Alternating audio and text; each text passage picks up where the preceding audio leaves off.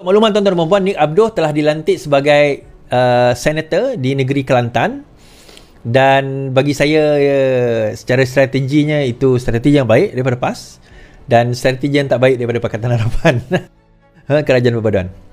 Baik, saya tak ketepikan PAS, itu cuma cerita media. Bekas ahli Parlimen Bacok Nik Muhammad Nik Abdoh yang kini dilantik ahli Dewan Negara bagi mewakili Kelantan menafikan dirinya ditepikan PAS sebelum ini.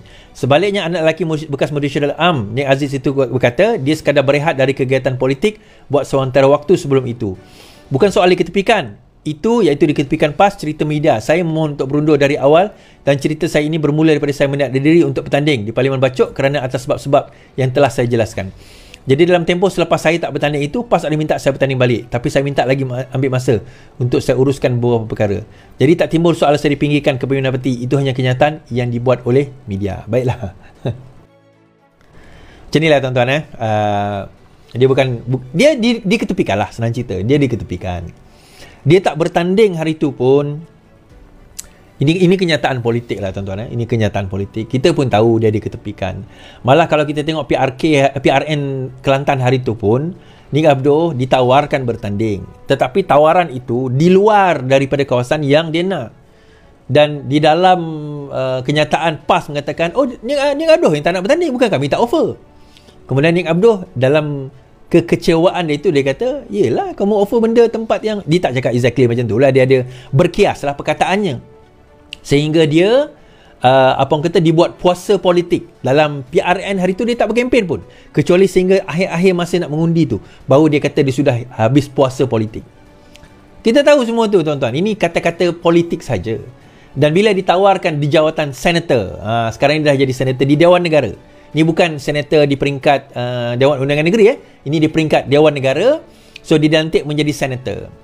So bila dilantik menjadi senator ini, pelantikan tersebut sebenarnya adalah untuk memastikan bahawa dia masih kekal relevan. Okey, kenapa berlaku sedemikian?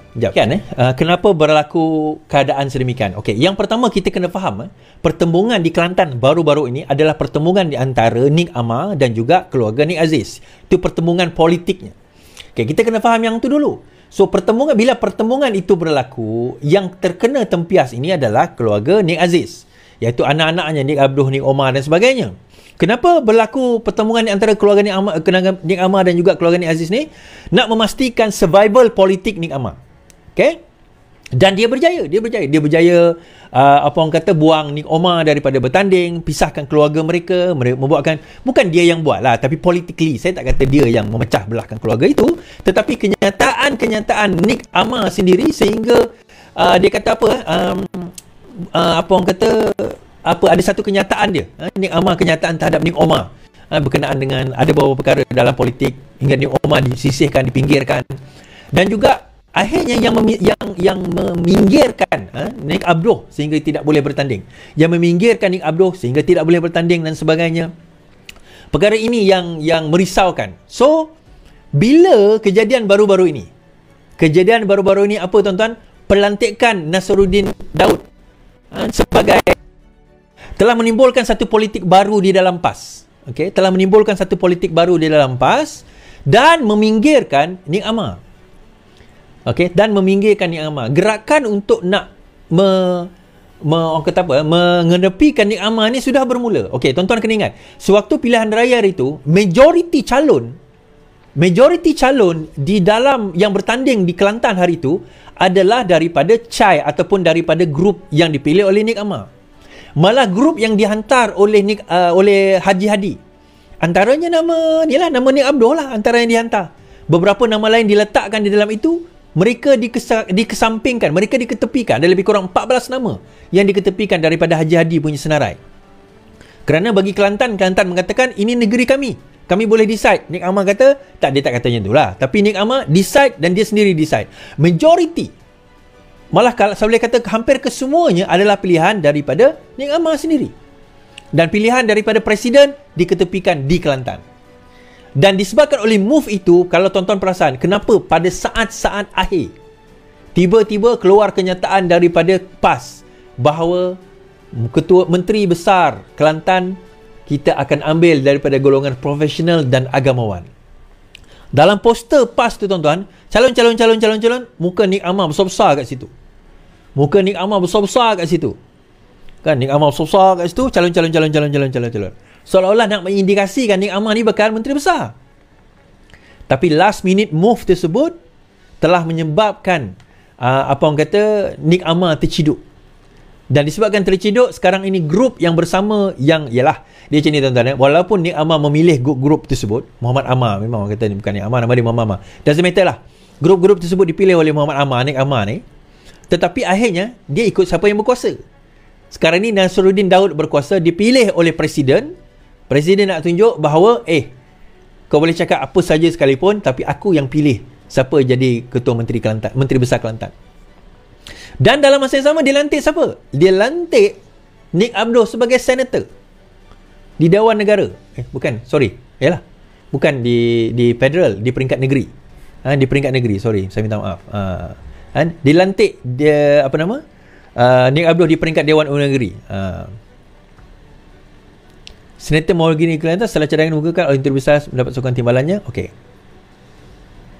Alright, betul. Sebagai peringkat negeri. Nick Abdul dilantik sebagai senator bagi mewakili negeri Kelantan selepas cadangan pelantikan dikemukakan Menteri Besar Kelantan Muhammad Nasruddin Daud dan mendapat sokongan dari timbalannya Dr. Muhammad Fadli Hassan. Speaker Dun Kelantan Muhammad Amar Abdullah kemudian membawa cadangan itu mendapat undian dari ahli Dewan Negeri dan majoriti menerima cadangan tersebut. Pemilihan Nick Abdul menggantikan Muhammad Afandi yang tamat tempoh di Dewan Negara pada 7 Julai lalu. Nick Abdul sebelum ini dilaporkan berminat untuk bertanding. Bagaimanapun namanya tidak senarai. Okay. So dia tersenarai. Dan Nick Amar diletakkan hanya sebagai sebagai speaker Dewan. Jadilah speaker kat dalam Dewan tu. Okay, terima kasih yang bagi gift tadi. Thank you, K. Thank you. Okay, habis cerita kat situ tuan-tuan. Terbaru juga, menarik cerita Azmin baru-baru ini kena saman pasal kenyataan dia tentang telur. Dia kata company yang supply telur, ingat tak masa mula awal-awal isu telur dulu, yang geng-geng pakai apa orang kata, pakai gambar telur tu, ingat tak? Kan dia kata dia buat kenyataan lah. So company tu saman Azmin. So Azmin sendiri dia kata apa? Kes telur, saya cuma persoal janji tender terbuka kerajaan. Bekas Menteri Perdagangan Antarabangsa Azmin Ali menafikan dan memfitnah syarikat pengimport telur JNE Advanced Tax Negara Berhad. Sebaliknya, kata Menteri PN tu dia cuma mempersoalkan janji pentadbiran kerajaan supaya melaksanakan tender terbuka dalam perolehan kerajaan. Katanya ia sesuai dengan peranan sebagai Ketua Penerangan PN serta pembangkang dalam kerajaan dan parlimen. Defendant mempelitkan bahawa ucapan tersebut hanya setakat mempersoalkan dasar-dasar serta janji. Anggota Dewan Undangan Negeri Hulu Kelang itu berkata demikian dalam kenyataan pembelaan yang dilihat oleh Malaysia kini. JNE Advanced Tax mengheret Azmin ke mahkamah susulan ucapannya di Kuala Lumpur pada 11 Mac. Azmin antaranya mendakwa ahli perniagaan Dipak Jai Kishan memperoleh kontrak itu melalui cara rundingan terus. Kerajaan melulus import telur daripada India dari Januari ke Jun tahun ini susulan kekurangan telur ayam tempatan. Tuan-tuan, okey, dia kata tak ada.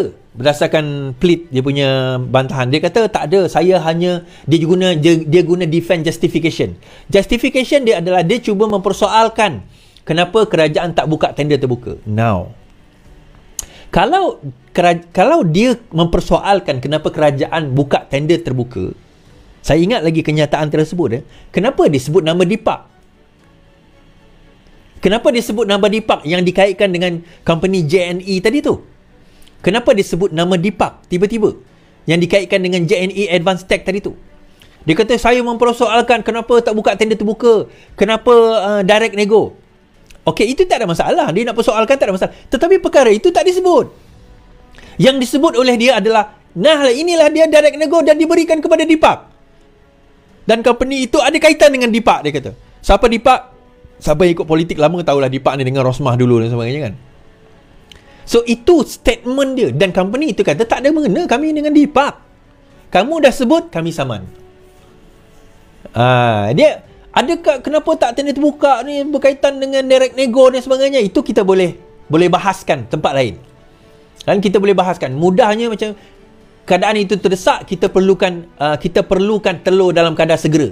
Kalau tender terbuka nak tunggu lagi, nak banyak cerita. So kita perlu selesaikan dalam keadaan segera, itu tak ada isu. Tetapi bukan isu itu yang dipersoalkan. Bukan itu yang diperdebatkan. Bukan itu yang disoalkan oleh Azmin secara asasnya. Secara asasnya, dia mempersoalkan penglibatan someone bernama Deepak di dalam kes, di dalam company yang JNE Advance ni. Jadi company itu kata, kalau tak puas hati, kita saman. Benda yang sama disebut oleh Wee Ka Siong di dalam parlimen. Minta ulang kat luar. Dia tak nak ulang. Tak tahu lah dia ulang ke tidak. Kemudian dia kata, dia cuma bertanya, dia kata. Tapi dah dijelaskan. Tak ada kena-mengena. So, Azmin kena menjawab lah. Tuan-tuan, dia macam ni lah tuan-tuan. Dia fitnah dulu. Dia fitnah dahulu. Dia ucap dahulu. Lepas tu dia nafi. Ini permainan mereka sekian lama. Terima kasih Rumaizah Nordin. Dia, inilah perkara yang dilakukan oleh Perikatan Nasional. Virus Perikatan Nasional, virus ni. Tuan-tuan, kenapa fitnah tu satu benda yang sangat jelek dan sangat besar dosa dia di dalam Islam? Kenapa fitnah ni satu benda yang dosa dia besar dalam Islam? Kerana fitnah itu boleh menghancurkan negara. Tapi bagi orang sebegini, dia anggap, okeylah, orang PAS lah. Bukan kata Azmin, tapi orang-orang PAS lah. Yang ekstrim. Bukan semua orang PAS macam tu. Yang ekstrim. Dia kata kalau kau orang liberal ni, dia kata panggil kita liberal lah. Kafe ni, ada yang panggil kita kafe. Darah kau orang halal. Kalau setakat darah halal, fitnah tak ada masalah. Fitnah tu boleh, darurat. Thank you Muhammad Harizan. Kan? Dia kata halal, dia kata. Oh, halal. Halal. Semudah itu nak menghalal dan mengharamkan satu benda.